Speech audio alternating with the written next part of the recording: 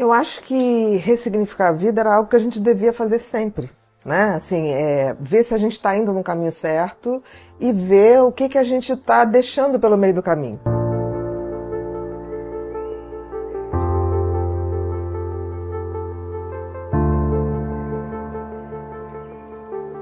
Porque tem uma coisa que acontece com o ser humano, nós somos os únicos animais que temos uma noção exata de que vamos morrer, né? Que a gente tem uma data, a gente sabe a data de chegada, mas a gente não sabe a data de saída.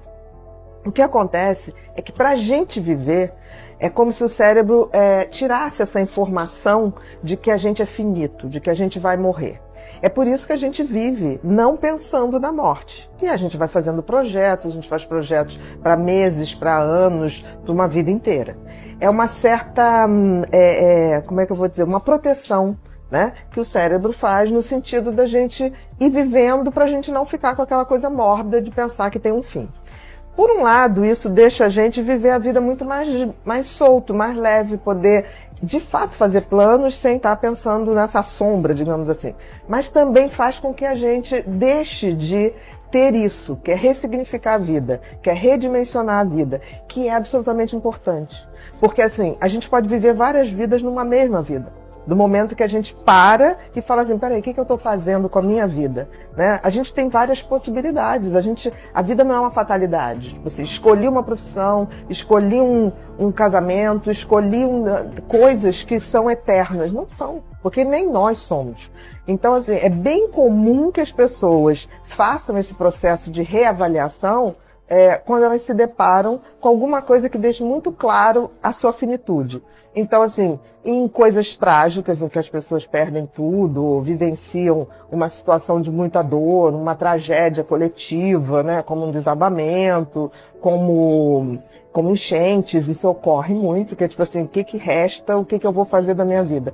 Ou então, quando as pessoas se deparam com alguma doença ou alguma coisa que elas falam assim, nossa, agora é sério, agora eu posso realmente não mais viver. E aí é nessa hora que as pessoas se fazem perguntas do tipo, eu vivi uma vida até agora que eu queria, o que eu estou fazendo está dando sentido à minha vida, o que eu deixei de fazer que eu faria mais? Então, assim, é um momento de muita reflexão. Você trazendo isso, agora há pouco tempo a gente teve no show do Padre Fábio, e ele falou sobre o sentido, o que a gente necessita para ser feliz, né? E aquilo me fez pensar muito, eu parei e falei um pouquinho com você ali na hora do show, e ele trouxe alguns exemplos que ficaram latentes dentro de mim. Um foi quando a gente guarda as nossas louças para um jantar mais especial, e esse jantar especial é todos os dias. Deveria ser. Deveria ser, né? A experiência do vinho, que a gente guarda o melhor vinho para a melhor ocasião, e a gente não sabe qual é a melhor ocasião, ou deveria viver um pouco mais. E isso me fez pensar assim, a gente tem que ver muito mais esse hoje e sentir cada momento e respeitar.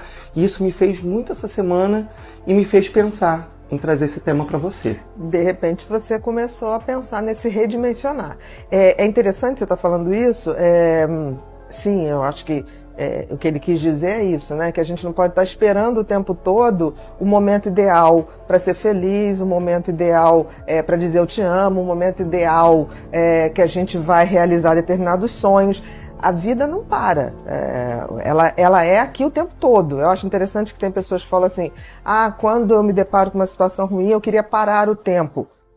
Ou quero minha vida de volta. Ninguém nunca roubou sua vida está aqui o tempo todo.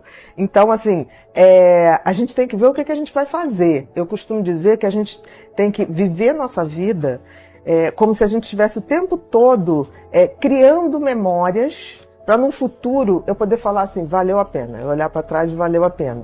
E criar memórias passa por você levar um dia a dia. Com carinho, com amor, com bom humor, dar esse tom de olhar para uma cena, por exemplo, que a gente está fazendo agora aqui, e falar assim, eu vou lembrar disso daqui a 10 anos, daqui a um ano, daqui a uma semana, E vou dizer, valeu a pena estar no feriado, trabalhando e fazendo o que a gente gosta. Então, talvez a grande mensagem de redirecionar a vida, ou redimensionar, ressignificar, seja isso, a gente poder tá criando memórias boas. Ou para quando a gente ficar bem velhinho, ou para quando a gente se for. Porque quando a gente se for, que a gente deixe boas memórias para as pessoas. Você fala uma coisa que é muito interessante, acho que deve ter sido no período de hoje convivendo mais com você, eu vejo que os seus filhos, quando nascem, na verdade, vêm de um bom tempo de pesquisa. Então, eu associo essa fala sua ao mente consumista.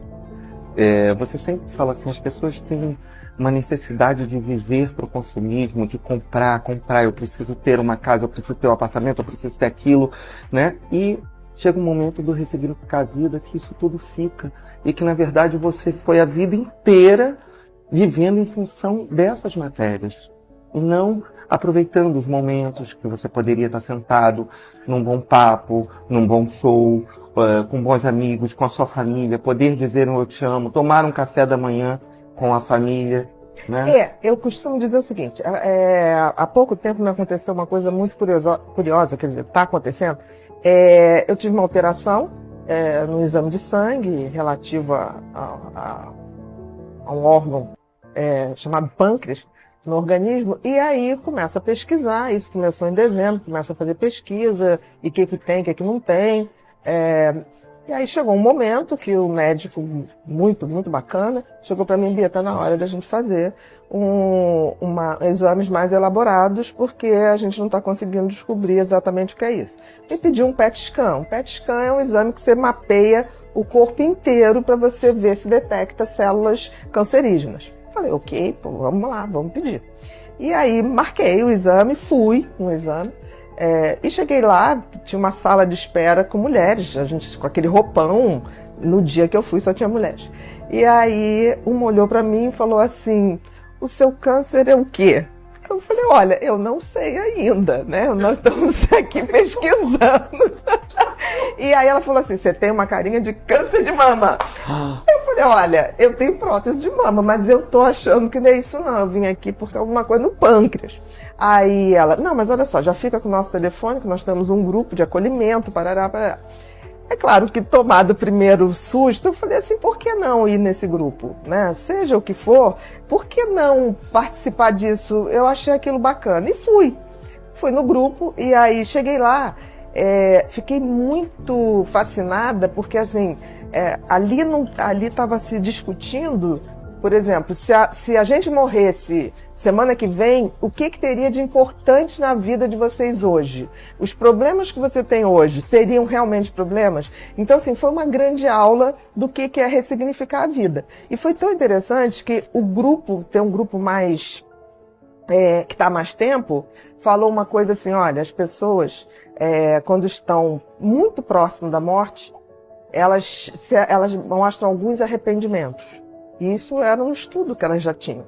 Primeiro, gostariam de ter tomado atitudes considerando mais as suas necessidades do que os outros. Então elas falavam muito assim, queria ter feito coisas que agradassem mais a mim, menos ao meu marido, menos aos meus filhos, porque hoje os filhos estão criados, o marido está numa carreira brilhante e eu estou aqui sem ter algo que eu diga assim, isso é um propósito de vida meu, independente do coletivo. Então, tomar mais atitudes que sejam condizentes com a sua essência. A segunda coisa que elas falaram, que eu achei muito interessante, é que elas queriam ter tido mais tempo para estar com os amigos, que é essa família que a gente escolhe, né? Que é a família do amor. Os amigos são a grande família do amor que a gente tem. E queriam ter tido mais tempo para isso. E outra coisa que elas falaram, queriam ter dito para as pessoas, mais eu te amo, né? Quando ficava naquela coisa, não vou dizer eu te amo, porque senão a pessoa vai ficar convencida, não vou dizer isso, não vou dizer aquilo. Então, essa coisa mais explícita, essa coisa